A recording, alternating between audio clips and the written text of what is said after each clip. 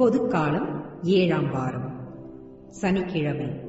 முதல் வாசகம் சீராக்கின் ஞான நூலிலிருந்து வாசகம். ஆண்டவர் மனிதரை மண்ணால் படைத்தார். மீண்டும் அந்த மண்ணுக்கே திரும்புமாறு செய்கிறார். அவர்களுக்கு ஒரு குறிப்பிட்ட கால வரையை வகுத்தார். மண்ணுலகில் உள்ளவற்றின் மீது அவர்களுக்கு அதிகாரம் அளித்தார். தமக்கு உள்ளதை போன்றே வலிமையை அவர்களுக்கு வழங்கினார். தமது சாயலாகவே அவர்களை உருவாக்கினார். எல்லா உயிரினங்களும் மனிதருக்கு அஞ்சும்படி செய்தார். விலங்குகள், பறவைகள் மீது அவர்களுக்கு அதிகாரம் அளித்தார். தம் ஐந்தறிவை பயன்படுத்தும் உரிமையை ஆண்டவர் அவர்களுக்கு அளித்தார். 6ஆவதாக தம் அறிவுத்திறனில் பங்கு கொடுத்தார். அந்த 6 அறிவையும் விளக்கும் பகுத்தறிவை 7ஆவது கொடையாக வழங்கினார்.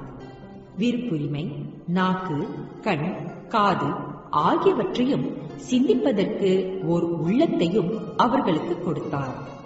அவர்களை அறிவாலும் கூர்மதியாலும் நிரப்பினார். நன்மை தீமையையும் அவர்களுக்கு காட்டினார். அவர்களின் உள்ளத்தை பற்றி விழிப்பாய் இருந்தார். தம் செயல்களில் மேன்மையை காட்டினார். தம் வியத்தகு செயல்கள் பற்றி என்றும் பெருமைப்படும் உரிமையை அவர்களுக்கு அளித்தார். அவர்கள் அவரது திருப்பெயரை புகழ்வார்கள். இவ்வாறு அவருடைய செயல்களின் மேன்மையை பறைசாற்றுவார்கள். அறிவை அவர்களுக்கு வழங்கினார். வாழ்வு அளிக்கும் திருச்சட்டத்தை அவர்களுக்கு உரிமையாக்கினார். அவர்களுடன் முடிவில்லா உடன்படிக்கை செய்து கொண்டார். தம் தீர்ப்புகளை அவர்களுக்கு வெளிப்படுத்தினார். அவர்களின் கண்கள் அவருடைய மாட்சியை கண்டன. அவர்களின் செவிகள் அவரது மாட்சியின் குரலை கேட்டன. எல்லா வகை தீமைகள் குறித்தும் கவனமாயிருங்கள் என்று அவர் எச்சரித்தார். அடுத்திருப்பவர்களை பற்றிய கட்டளைகளை அவர்கள் ஒவ்வொருவருக்கும் கொடுத்தார். மனிதரின் வழிகளை ஆண்டவர் எப்போதும் அறிவார். அவரின் பார்வையிலிருந்து அவை மறைந்திருப்பதில்லை. இது ஆண்டவர் வழங்கும் அருள்வாக்கு. நற்செய்தி வாசகம். மார்க் எழுதிய நற்செய்தியிலிருந்து வாசகம். அதிகாரம் 10, இறைவார்த்தைகள் 13 முதல் 16 வரை.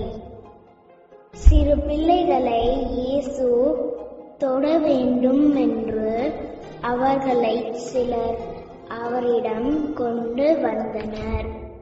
சீடரோ அவர்களை அதட்டினர். இயேசு இதைக் கண்டு கோபம் கொண்டு, சிறு பிள்ளைகளை என்னிடம் வரவிடுங்கள், அவர்களை தடுக்காதீர்கள், ஏனெனில் இறையாட்சி இத்தகையோருக்கே உரியது.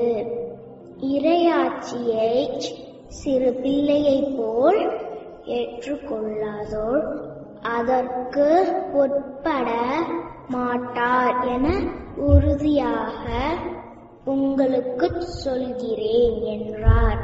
பிறகு அவர் அவர்களை அரவணைத்து தம் கைகளை அவர்கள் மீது வைத்து ஆசி வழங்கினார். இது கிறிஸ்து வழங்கும் நற்செய்தி.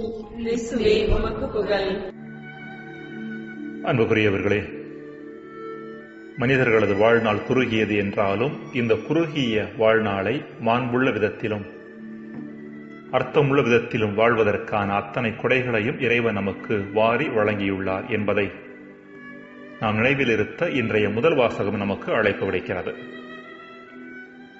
தனது சாயலாக மனிதர்களை கடவுள் படைத்தார் என்கிற தொடக்க நூலில் நாம் வாசிக்கிற செய்தி அடிக்கோடிட்டு காட்டுகிறார் சீராக்கின் ஞான நூலாசிரியர். தனது சாயலாக மனிதர்களை கடவுள் படைத்தார் என்று சொல்லுகிற பொழுது கடவுளின் அத்தனை தன்மைகளும் நமக்குள்ளே உள்ளன என்பதுதான் அங்கு பொதிந்துள்ள செய்தி. இதுவே இன்றைய முதல் வாசகத்தின் அடிநாத செய்தியாக இருக்கிறது. கடவுள் மனிதர்களுக்கு வழங்கியுள்ள வல்லமைகள் எவை எவை என இன்றைய முதல் வாசகத்தின் பின்னணியில் கொஞ்சம் சிந்திக்கலாம். முதலாவதாக, கடவுள் மனிதர்களுக்கு இயற்கையின் மீது அதிகாரத்தை வழங்கியுள்ளார். மண்ணுலகில் உள்ளவற்றின் மீது அவர்களுக்கு அதிகாரம் அளித்தார் என்றும், எல்லா உயிரினங்களும் மனிதருக்கு அஞ்சும்படி செய்தார், விலங்குகள் பறவைகள் மீது அவர்களுக்கு அதிகாரம் அளித்தார் என்றும் சொல்லுகிறார் சீராக்கின் ஞான நூலாசிரியர். இரண்டாவதாக, கடவுள் தனது வலிமையையே மனிதர்களுக்கு வழங்கியுள்ளார். தமக்கு உள்ளதை போன்ற வலிமையை அவர்களுக்கு வழங்கினார் என்று எழுதுகின்றார். இந்த வலிமை வெறுமனே உடல் சார்ந்தது அல்ல. வாழ்வின் பிரச்சனைகளும் எதிர்ப்புகளும் நம்மை வீழ்த்தி விடாதவாறு அவற்றையெல்லாம் மன உறுதியோடு எதிர்கொள்ளக்கூடிய அசாத்தியமான வலிமையை நம் உள்ளத்துக்குள்ளே வைத்து நம்மை படைத்திருக்கிறார். மூன்றாவதாக, கடவுள் நமக்கு கொடுத்திருக்கும் கொடை அறிவுத்திறன். அவர்களை அறிவாலும் கூர்மதியாலும் நிரப்பினார், நன்மை தீமையையும் அவர்களுக்கு காட்டினார் என்றும், அறிவை அவர்களுக்கு வழங்கினார் என்றும் குறிப்பிடுகின்றார். இந்த அறிவை அவர் 3 வகைகளாக பிரிக்கிறார். 5 அறிவு, 6 அறிவு, 7வது அறிவு.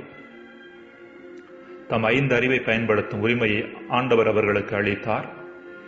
6வதாக தம் அறிவுத்திறனில் பங்கு கொடுத்தார். அந்த 6 அறிவையும் விளக்கும் பகுத்தறிவை 7வது கொடையாக வழங்கினார் என்று வாசிக்கிறோம். இந்த 3இல் எதை நாம் பயன்படுத்த வேண்டும் என்ற விருப்புரிமையையும் கொடுத்துள்ளார், டிஸ்கிரேஷன். அதாவது நம் விருப்பத்தை பயன்படுத்தி 5 அறிவை பயன்படுத்தி மிருகம் போலவும் வாழலாம், 6ஆம் அறிவை பயன்படுத்தி மனிதராகவும் வாழ முடியும், அல்லது 7ஆம் அறிவை பயன்படுத்தி கடவுளைப் போலவும் வாழ முடியும். எனவே கடவுள் கொடுத்திருக்கும் 4வது கொடை விருப்புரிமை, அதாவது தேர்ந்தெடுக்கும் தன்மை. 5வதாக அற்புதமான புலன்களை கொடுத்துள்ளார். நாக்கு, கண், காது ஆகியவற்றை கொடுத்துள்ளார் கடவுள் என்கிறார் சீராக்கின் ஞான நூலாசிரியர். அன்புக்குரியவர்களே, மேற்கொண்ட கொடைகளை மனிதர்கள் பல வேளைகளில் தவறாக பயன்படுத்துகிறார்கள் என்பது நாம் அனைவரும் அறிந்த உண்மை. அதாவது இயற்கையின் மீதான தங்களது அதிகாரத்தை சரியாக பயன்படுத்தி அதை கட்டி எழுப்பாமல் அதை வரைமுறையற்ற வகையில் சீரழிக்கின்றனர். உள்ள வலிமையை சரியாக பயன்படுத்தாமல் முடங்கி கிடக்கின்றனர். அதிகமாக 5 அறிவையே பயன்படுத்துகிறார்கள். புலன்களை எப்படி சரியான முறையில் பயன்படுத்துவது என்று தெரியாமல் அவற்றின் ஈர்ப்புகளில் சிக்கி தவிக்கின்றனர். இப்படிப்பட்ட நிலையில் கொடைகளை கொடுத்த கடவுள் அவற்றை சரியாக பயன்படுத்துவதற்கான வழிவகைகளையும் நமக்கு தந்துள்ளார் என்பதை முதல் வாசகத்தில் நமக்கு எடுத்துரைக்கின்றார். முதலாவதாக, வாழ்வு அளிக்கும் திருச்சட்டத்தை நமக்கு தந்துள்ளார் என்கிறார் சீராக்கின் ஞான நூலாசிரியர். இரண்டாவதாக, முடிவில்லாத உடன்படிக்கையை மேற்கொண்டு தனது உடனிருப்பையும் வழிநடத்துதலையும் தொடர்ந்து தந்து கொண்டே இருக்கின்றார். மூன்றாவதாக, எல்லா வகை தீமைகள் குறித்தும் கவனமாக இருங்கள் என்ற எச்சரிக்கையையும் அவ்வப்போது நமக்கு தந்து கொண்டே இருக்கிறார்.